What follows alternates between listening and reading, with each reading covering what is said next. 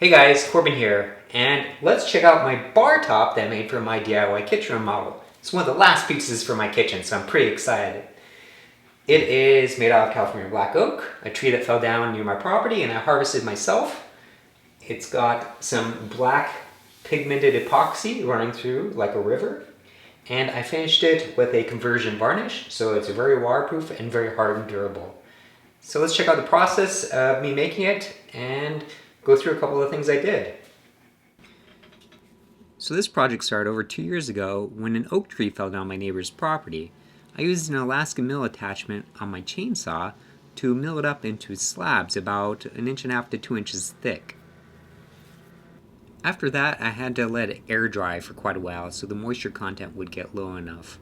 I ended up actually building a kiln because the first time I processed the wood and got it flat, it was just too wet on the inside via a moisture meter. Okay, so this is one of the slabs from the same tree, and what I did is I flattened it, cut it in the middle, realized it was too wet, and had to go and dry it some more.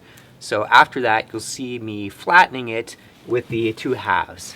Of course, you cut it down the middle with the track saw or something similar, maybe even a jigsaw if you really want to, and then you flip the live edges towards the inside to create the river profile that you want. I use my big slab flattening jig to flatten these.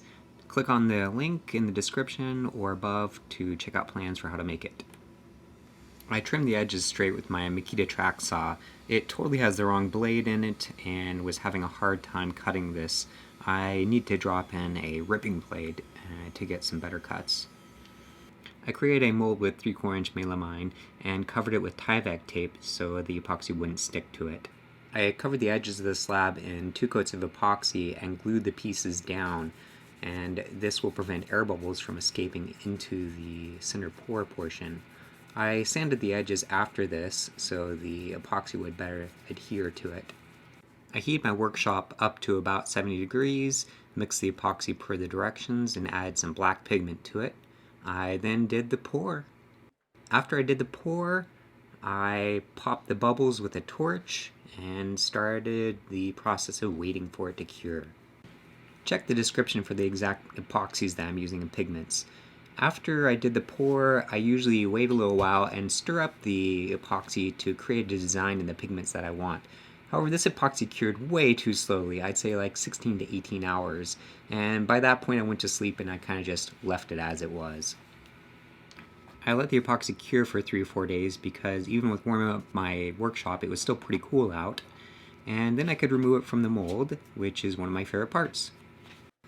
I actually kept the bottom on to keep it a little more flat and threw it back over to my table to reflatten it with my big slab flattening jig using a huge bit. I just did a bunch of passes until it was basically flat again, and then I could go on to the next step of starting some sanding. Sanding is so boring that I didn't even record any video of it, and I just went straight over to finishing with my conversion varnish in a satin. I put 3 coats on the bottom and then about 5 or 6 coats on top to really work at it, getting it flat and sanding it with 400 grit in between. I had to figure out a way to attach it to my cabinet, and so I welded up some brackets out of some 1x2 stock that I had laying around and drilled some holes in it.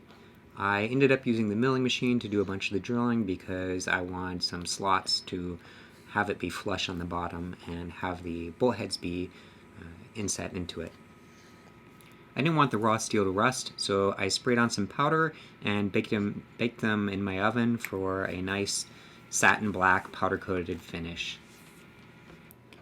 So this shows why my brackets are designed the way they are, and it's because I want them to mainly attach to the lower portion of this box because the upper portion isn't very strong. And I use 1/4 inch lag bolts to secure them into the base, and they go into double sheets of 3/4 inch plywood, and they're really sturdy. I drilled 6 holes, but I felt like 4 lag bolts 1.5 inch deep were plenty strong enough, so that's what I ended up putting in.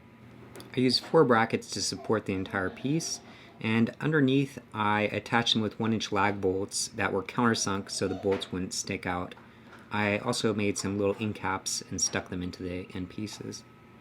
So that's pretty much a wrap for how I did these guys. Check out some of my other videos on making my own kitchen cabinets, follow along, and you could also make your own that are pretty similar to my design. If you like my videos, like and subscribe, comment below, ask questions. I love to hear back from people what they think and what they would do differently. Bye.